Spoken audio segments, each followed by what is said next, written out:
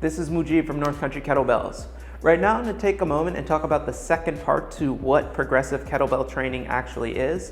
And I'm going to talk about a concept that I refer to as the elevator analogy. Now, when I'm explaining what exactly progressive kettlebell training is, I like to look at the 3 kettlebell system of progression as my guide for technique and as my guide for how exactly I'm applying my technique to progressing safely in my practice. At this point, we've solidified our ability to push ourselves, and we're looking at exactly how to push ourselves in order to get what we're specifically looking for in our training. In this, we begin to identify our limits. And it's in part 2 that I aim to help you understand how to approach and safely progress past those limits using the elevator analogy. So now let's just take a moment and talk about what I like to refer to as the elevator analogy. So when I think about the elevator analogy and presenting it to people, I like to present it as a fairly simple concept. We're increasing what we feel comfortable doing, whether we're looking at the number of exercises that we perform, or we're looking at the amount of weight that we're moving for however many times we're moving it, so the training volume. Basically, we're just trying to feel better doing more, right?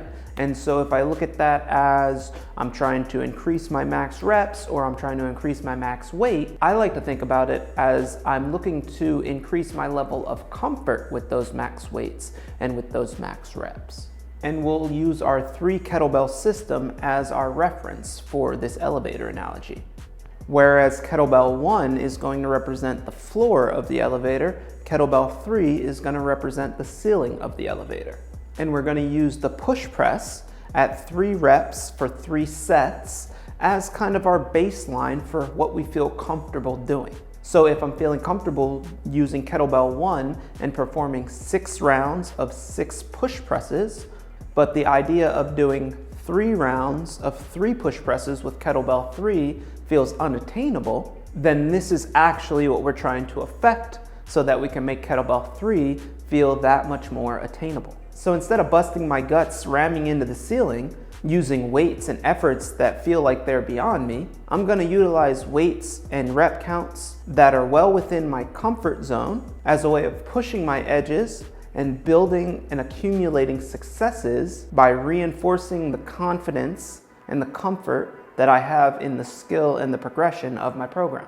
Now, this is definitely still based on the philosophy that performing 3 reps with any comfortable weight is still going to be a fair challenge, right? If I'm butting up against a weight that I can only move 3 times, but I'm trying to move that weight 3 times perfectly every single time that I move it, that's gonna be a challenging enough feat unto itself. But in my opinion, that 3 comfortable reps is always going to be more impactful than 1 iffy rep with a weight that feels on the edge of my capability.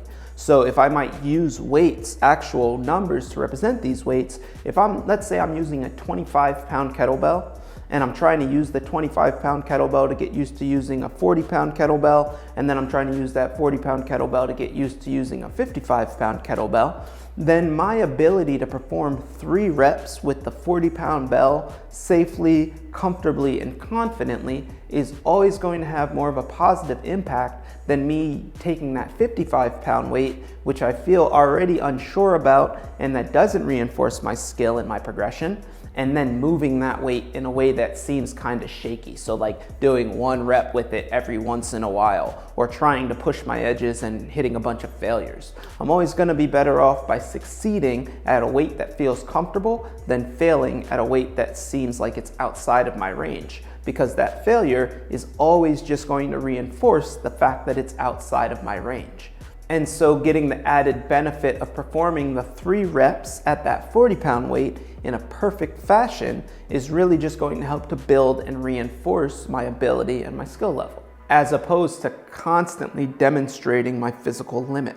So again, in this respect, 3 to 6 repetitions done in a confident way with a comfortable weight is always going to have a greater positive impact than 1 shaky rep with a weight that feels like it's either on the edge of or outside of my actual comfort zone. So if I can imagine an elevator and I'm pushing the floor up, naturally as I push the floor up, the ceiling is also raising. I'm allowing each rep to boost my confidence. I'm allowing each rep to increase my understanding, as opposed to letting each rep diminish my confidence and letting each rep show me what I don't understand. There's gonna be a place for kettlebell 3, don't get me wrong. I'm gonna butt up against it, I'm gonna fail with it, and it's gonna show me what I need to work on, but that's not the space that I'm going to look to exist within. When it shows me what I need to work on, I'm gonna go back and I'm gonna put that work in. This idea of this elevator analogy is just a way to continuously put the work in, understanding that the end goal is being achieved. It's kind of like understanding that each step is getting you to the destination, not just assuming because you're not at the destination yet, the work that you're doing isn't working. And so by the time that I'm feeling solid and I'm confident with kettlebell 1 performing 6 rounds of 6 repetition push presses, then I'm really ready to make kettlebell 2 an everyday weight and perform 3 repetitions for 3 rounds. And within this analogy, by the time that I'm performing 3 repetitions for 3 rounds with my kettlebell 2, now that kettlebell 2 is my new floor, and I can start my progression over again with that weight in mind. It's not that I'm going to completely abandon kettlebell 1, but at this point in time, I've got enough information and enough skill and enough ability from kettlebell 1 that I can start to practice that skill, practice that ability, and practice that confidence with kettlebell 2. And once kettlebell 2 feels like that everyday weight, every single rep that I'm doing is increasing my understanding. It's increasing my skill level, it's increasing my confidence, it's increasing my comfort, and it's definitely increasing my strength. But most of all, it's increasing my overall knowledge of what I'm gonna need to be able to call on when I'm dealing with kettlebell 3.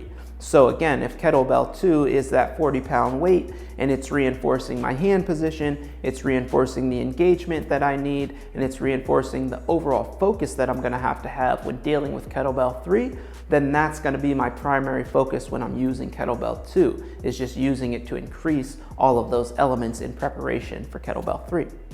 And it's progressing with kettlebell 2 to the point that I can do 6 repetitions for 6 rounds of that push press. That's going to allow kettlebell 3 to now be accessible for 1 to 3 repetitions of 3 rounds of push press. And I'm starting the process of turning it into my new floor. And when kettlebell 3 is doable for 3 rounds of 3 reps of push press and has in a sense become an everyday weight, now I just have to repeat the process and perform the same routine of building myself up to 6 rounds of 6 reps of push press at kettlebell 3. Making kettlebell 3 my new floor, making me reestablish my working weight, and now redefining my new ceiling. And that's how kettlebell progression works, is that it just continues to increase what we feel comfortable doing in an effort of increasing what feels like our limit or the edge of our capacity. So there you have it, the elevator analogy as it applies to progressive kettlebell training. Now, like almost any other aspect of the training practice, this is going to take a certain amount of specific direction. Now that direction can come from any number of resources and sources of information out there about exercise, progressive exercise, and kettlebell specific training. You can visit YouTube, you can visit Reddit communities and ask about kettlebell training.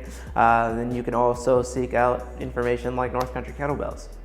The most important and the most impactful source of information, though, when it comes to progressive kettlebell training is going to be your own body and how your body is responding to the practice. So as I'm listening to the quality of my movements, as I'm constantly asking myself, how does this make me feel? That is going to be the #1 teacher of my kettlebell training practice. So always remember that, listening to your body, asking questions of the kettlebells, scrutinizing the quality of your movements, and always trying to seek these levels of perfection that always make us better lifters. In fact, it's seeking this perfect movement that really is the only way to gain a very deep connection with your kettlebell training practice. You can always learn more about kettlebell training by visiting northcountrykettlebells.com or by following me on Instagram at NC Kettlebells or on Facebook, North Country Kettlebells. And you can always find more videos on kettlebell training by looking on YouTube or Vimeo and searching North Country Kettlebells. As always, this is Mujib from North Country Kettlebells talking about the second component of progressive kettlebell training that I like to refer to as the elevator analogy. Enjoy.